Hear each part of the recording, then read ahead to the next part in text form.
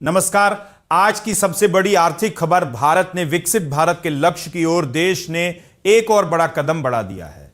सरकारी बैंकों में अब तक के सबसे बड़े रिफॉर्म की तैयारी पूरी हो चुकी है, जिसका सीधा असर देश के करोड़ों युवाओं पर पड़ने वाला है। वित्त मंत्री निर्मला सीतारमण ने पीएसबी कॉन्फ्लुएंस 2026 में यह साफ कर दिया है कि अब बैंकिंग व्यवस्था का चेहरा पूरी तरह बदलने वाला है। अब बैंक सिर्फ जमा और निकासी का जरिया नहीं, बल्कि युवाओं के सपनों को पंख देने का सबसे बड़ा आधार बनेंगे। मेरा युवा भारत प्लेटफॉर्म से जुड़े 2 करोड़ 60 लाख युवाओं को इसका सीधा लाभ मिलने जा रहा है। सरकार की योजना है कि शिक्षा से लेकर उद्यमिता तक युवाओं को अपनी जरूरतों के लिए लोन पाना अब पहले से कहीं ज्यादा आसान और तेज होगा। देश की आबादी में 15 से 29 साल के युवाओं के हिस्सेदारी 29% है और यही वजह है कि वित्त मंत्री ने बैंकिंग रिफॉर्म के लिए एक उच्च स्तरीय कमेटी के गठन का बड़ा ऐलान किया है। यह कमेटी इस बात की सिफारिश करेगी कि विकसित भारत के संकल्प को पूरा करने के लिए बैंकों में कौन से क्रांतिकारी बदलाव जरूरी है।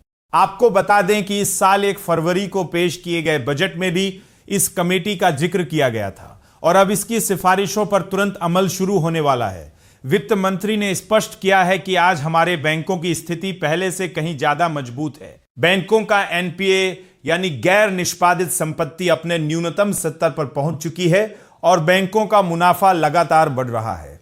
इस 2 दिवसीय कॉन्फ्लुएंस में कुल 7 प्रमुख मुद्दों पर गहन मंथन किया जा रहा है।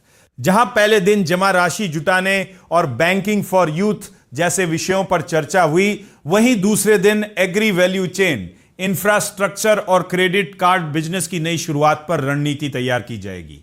विकसित भारत के निर्माण के लिए जिस बड़े पैमाने पर पूंजी की आवश्यकता है, उसे पूरा करने के लिए हमारे बैंक अब एक नए विजन के साथ तैयार है। तो तैयार हो जाइए एक नए बैंकिंग युग के लिए, जो भारत को विश्व की आर्थिक महाशक्ति बनाने में मील का पत्थर साबित होगा। अगर आपको यह जानकारी महत्वपूर्ण लगी हो तो इस वीडियो को लाइक करें, इसे ज्यादा से ज्यादा लोगों के साथ शेयर करें